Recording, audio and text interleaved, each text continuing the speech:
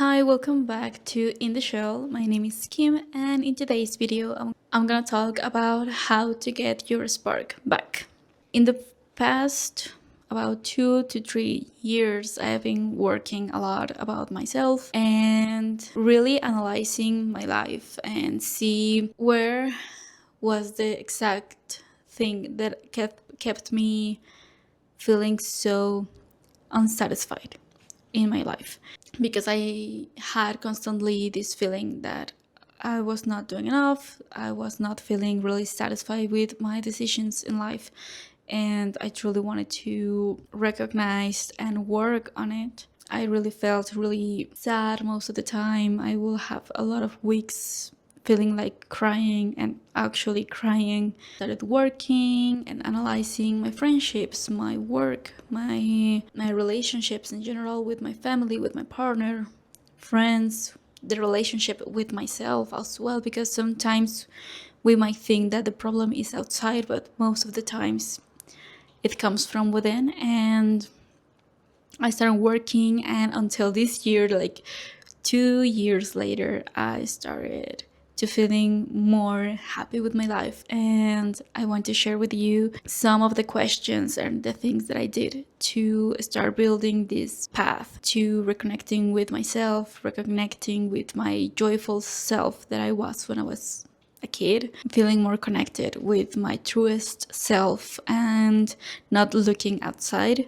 Also, that it's not perfect, because actually I had a little breakdown that I will share with you in the next video, because it was due to that reason most of all. Without doing this intro more long, let's start with giving you the things that I've learned from the past 3 years that have helped me to be more close to feeling happy and joyful again with life. The first step was finding where did you lost your spark, because sometimes it can be little by little, like one little experience, losing a friendship, being disappointed in something that happened in your life, a bad experience, trusting somebody and feeling betrayed, realizing that life was not what you expected to be. So it is really important to first know in which parts you started to lose your spark.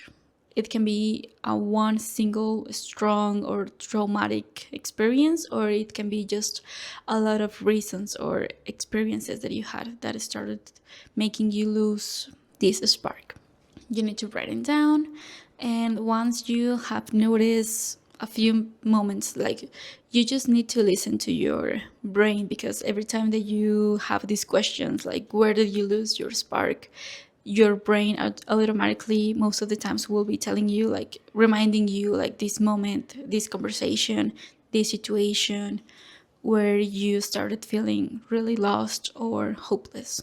The second will be the healing process, and this is the long way of doing it, because I feel like sometimes it's really important to take the time. It's not like a quick fix, it's more about taking the time to work on yourself and actually sitting down so you can have these answers and talking to yourself about these experiences and the way that you need to heal them. To the healing process, you can start using these few questions. Obviously, you can adding more because every situation is different, but you can start with each situation or the big situation with these questions.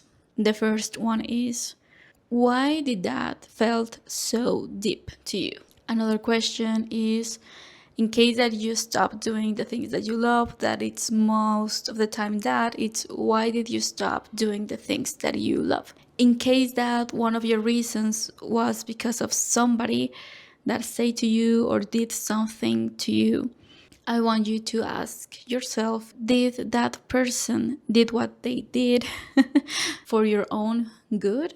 Because sometimes we can justify people, like, oh, they didn't mean it that way, they actually had a good reason to do it. But sometimes that is not the case. The way that you can identify if it was from good intentions is the way that they told you the thing. If it was only mean, I don't think that they meant to be a good person. Another question is, how did you used to think or see life before that experience? And in this case, it's more about you reconnecting with the way that you felt and not ignoring the lessons that taught you after the experience, but more about analyzing if you want to feel again that way, or if you want to believe again, like, having trust again with people, open yourself to love again, maybe stop trying to think more positive, that not all people out there are trying to harm you, etc. This is a long process, so I'm just going to give you like all the information, but obviously you need to take your time. It can take months, even years. The third step will be, where are you now? Where are you? So you need to actually also catch up with who you are right now, like your current self, but just specifying in this aspect of life of joyful, or the things that you find that you feel passionate about. And in that case, the questions will be, what do you enjoy doing today? So in this case, it's more about like, sometimes when you were a kid, you used to love moving your body, but now moving your body, it feels like not even a chance, like, no thank you. Maybe right now you just enjoy dancing, maybe, or you enjoy reading, or having conversations, or having drinks, or cooking, or something. But it is really important to also know, what did you used to love doing? The second part will be, where in your life can take a few minutes a day or weekly to do so, in case that you loved painting or drawing or listening to music. Like, you can schedule half an hour, taking 15 minutes a day just to listen 3 songs, maybe, if you enjoy listening to music, or drawing something in 15 minutes, or start a big painting and just dedicating a few minutes a day to start doing them. Maybe it can be even an hour to doing the things that you love, instead of scrolling, that sometimes that can be more draining than helping feeling you joyful. And the third question, that was the hardest one to answer in my case, was, how do I want to feel about life, and in which areas do I need to improve to do so? The thing about my situation personally was that I was feeling unsatisfied in general. For me, it was really hard to point something specifically to work on. That's why I broke it down. Like, I feel unsatisfied in my friendships. Why do I feel unsatisfied?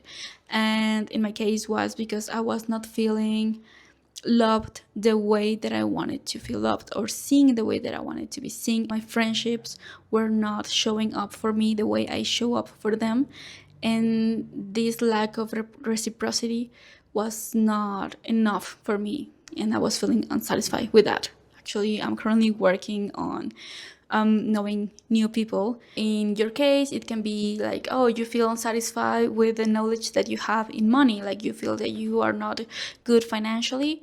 So okay, what should I start learning about money so I can feel more prepared and feel more satisfied in that area?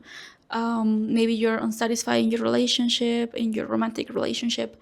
You can start asking, like, why do I feel unsatisfied in my relationship? That person is not showing up the way I wanted. You should be asking yourself this so you can communicate to that person.